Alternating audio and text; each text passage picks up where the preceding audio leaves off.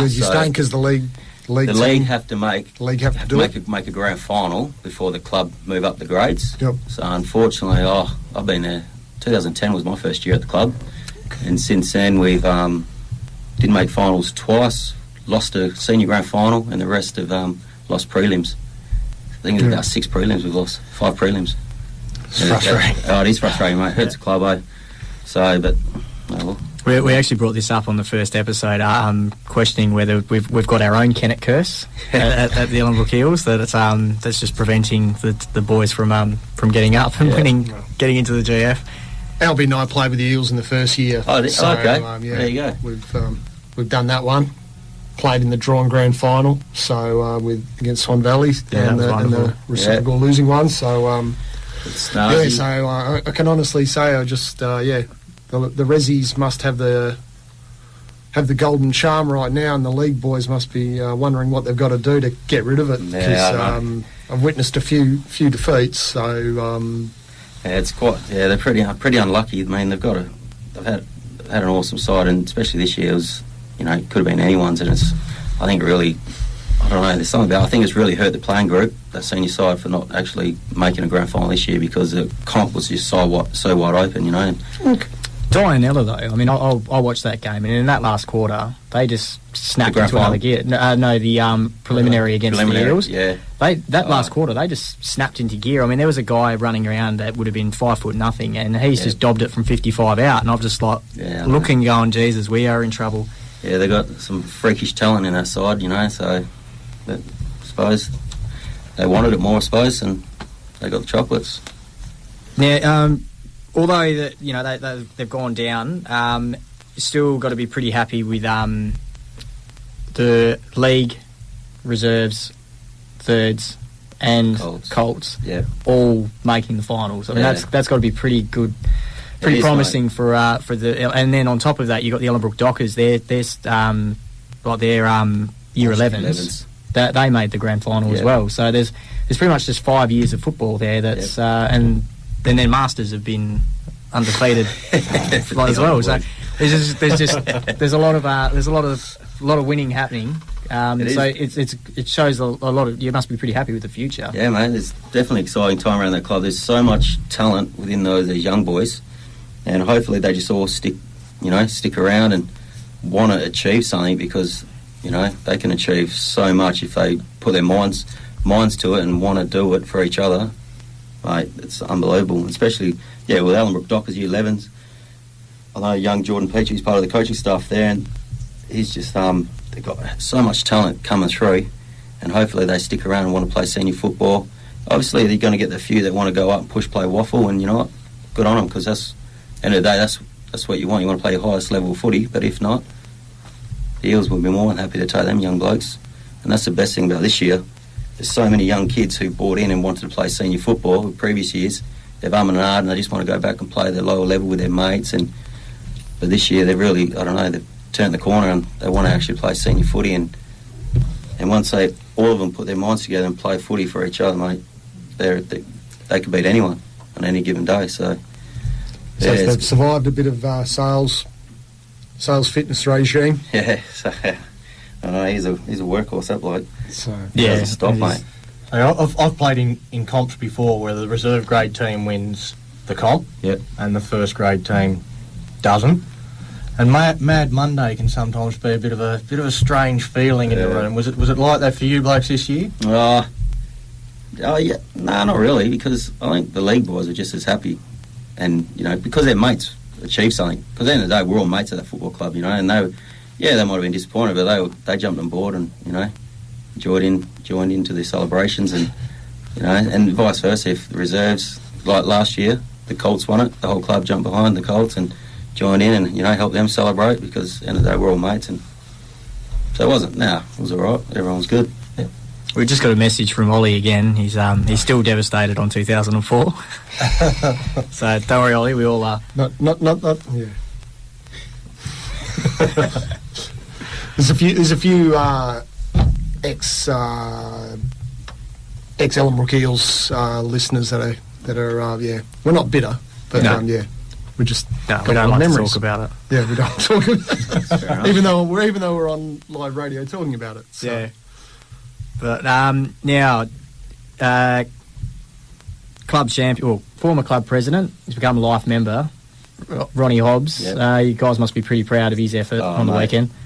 It's unbelievable effort, mate. I remember he came to me just over a year ago now and said, this is what I'm going to do. I'm going to run 239 Ks for all the ex-servicemen and women who've come home taking their lives. And I was just I was blown away, but I knew deep down that he's going to, if he's going to say something, he's going to do it, his commitment, and when he says something, he's going to do it, and it's just, it's inspirational, seriously. I was lucky enough to drive past him, and he looked spent, mate. It was just before Ledge. He looked spent, and my kids, I've got young kids, and they were out the window throwing their money out to him, and, it's just unbelievable achievement what he's done, it's just, I couldn't be, anyone that knows him couldn't be any prouder, mate. It's awesome. It really has touched the footy club. It's awesome. It was good to see a few of the boys. I mean, Jesse Manning, who also got life member, to run out alongside him as well, and a few of the other boys to get around him and go out. Especially, we spoke to him just before at the start of the show. I don't know if you were listening, but he basically said that second day was a bit of a down day because he didn't travel as far as he wanted, and the weather was pretty average. Yeah. But then that third day, to have all his teammates kind of come around and join in, and that is just, it's got to be lifting for him, and it's just, it's huge. It is, mate. It'll take so much effort to do that, get your body right, training, all that preparation to do it, and then time to come. And it would have helped with the boys on their footy trip, driving past him, mate. All the boys heading up to Jurien for the footy trip, so they were driving past, beeping the horn, stopping, and as you said with Jesse, running, I think, around 30-odd Ks with him. That's a massive effort. He hasn't even trained for it. You know what I mean? So that's, credit to him as well. And his support staff, mate. Committing themselves to it as well. Just driving those, low Ks all the way on the pushy next to him. It's good, mate. It's awesome, mate. Yeah, no, it was, it's a huge effort. And what was it was about $12,000. Just over 12,000. Just over 12 grand. If he can save one life, it's all worth it. Yeah, exactly. Even if just someone could just pick up a phone and just call a mate, it's worth it. So as Ronnie said, the money's good, but the actual exposure, the awareness, the awareness of what's actually the number of soldiers we lose more when they come home through just post-traumatic stress than what we do on the battlefield. So you need to be, if you do have that, And the like he said with his Facebook page, he was able to see how far it reached, and it was about 25,000 people or something. His posts had reached, so he's accomplished, amazing stuff. So it's you guys must be very proud. To be a good feeling around the club rooms when he rocks back up and rolls into Ellenbrook, the mayor of the Eels. So. So you yourself, Aaron? Yep. Off season now. Yep. What are you doing to keep yourself fit? I haven't done quite a lot at the moment. I'll be flying out to Bali in a few days, so we'll be doing a few dumbbells there. The traditional AFL recovery session. Yeah. But no, I don't really do a lot, to be honest with you, mate. Just keep myself busy with work. Kids run around after kids and stuff like that. So I'm not a cricket person. I don't be sitting out in the sun, mate, chasing a cricket ball. I'm not one of those blokes. So from a club point of view, coach for next year, is he staying on? I don't know, mate, to be honest. Are they for the seniors? Or for both, for all seniors? I'm not 100% sure. Nothing. I suppose we'll wait for the, they have committee meetings, coaches meetings and stuff like that. I'm not a part of that. So when's pre-season start? Do you know? That's up to Woodsy, the senior coach, but normally it's around January. Yep. Well, I remember this year it might have been late January, maybe early February, so it's around then, but I don't know. It's nice and hot. Sorry? When it's nice and hot? Yeah, when it's nice and hot, mate. When it's, now with Woodsy, the senior coach, whose pre-seasons are worse, his or Hatchie's? To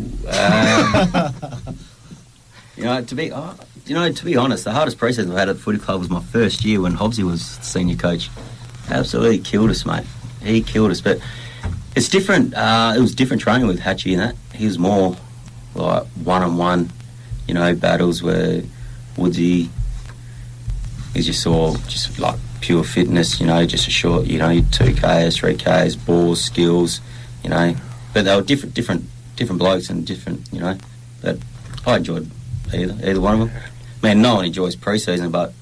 Yeah, but Hatchie used to enjoy seeing it. That was the problem I always had. He used to laugh and say, I love seeing that, throw it up. I was like, really? Yeah. Thanks, Tiger. Mate. That's great. He loved it. He loves the hard work, but the boys put in and, So. Yeah, the old run down the beach with the logs. That was painful.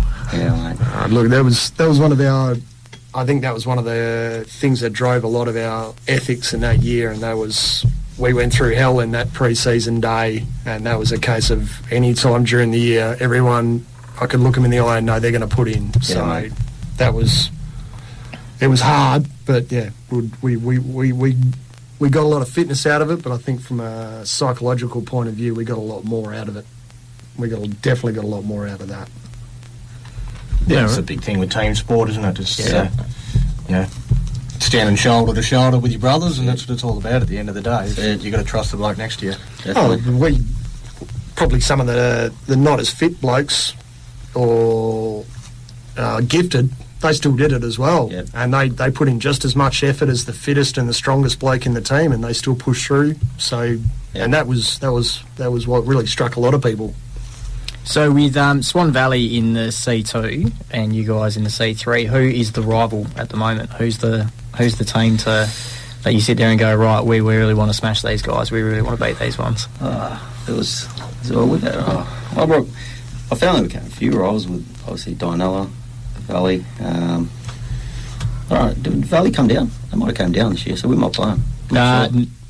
We're actually waiting to hear back from the WAAFL because apparently there's a bit of murky waters in the A grade, so we're waiting to find out what happens there. Because if a few teams are ousted, then they'll be staying where they are. But the WAAFL don't want to comment on that just yet. So we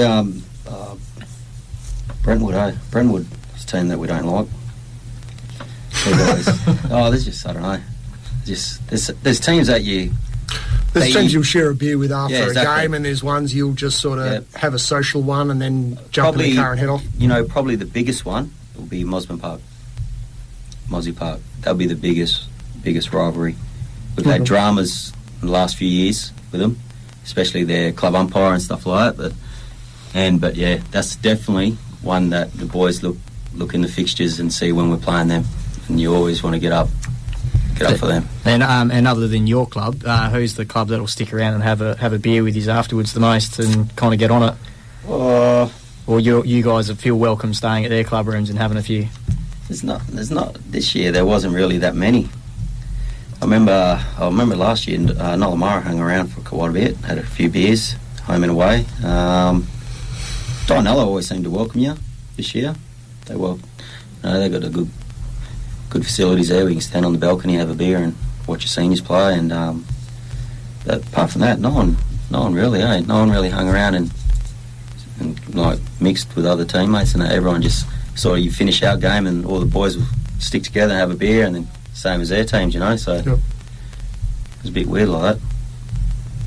No, well, that's disappointing, but no, well, I'm sure you guys are having happy. So. Mate, we're always there to have a froth, and other teams, they're more than welcome to come around and, have a beer and that. Bar's always open. That's it. Well, I think that is the advent of... And I'll ask the question before Brucey does, because I know he's probably chomping at it, but what are your thoughts on the new club rooms as opposed to the old ones? Albie, that's not happy. I actually prefer the DOSO. A lot of the boys don't, but I actually prefer it. It doesn't worry me, It's just I don't need this big flush, change rooms, facilities and that to, because all your work's done out in the field. You know what I mean? You come in and enjoy the time. Yeah, it'd be nice if the Shire made it a little bit bigger and the bar a little bit bigger, but, well, it's not to be, so you just deal with what you got, so. But, I don't mind the DOS. It's been a happy hunting ground for us so far, so. Well, yeah, that's it. Undefeated season. You've got to be pretty happy with that. Keep winning, and you learn to love the place. No worries. Well, thanks very much for coming in, Aaron, and having a chat to us. We thought with it being the grand final week for the AFL and the NRL, it would be fitting to have a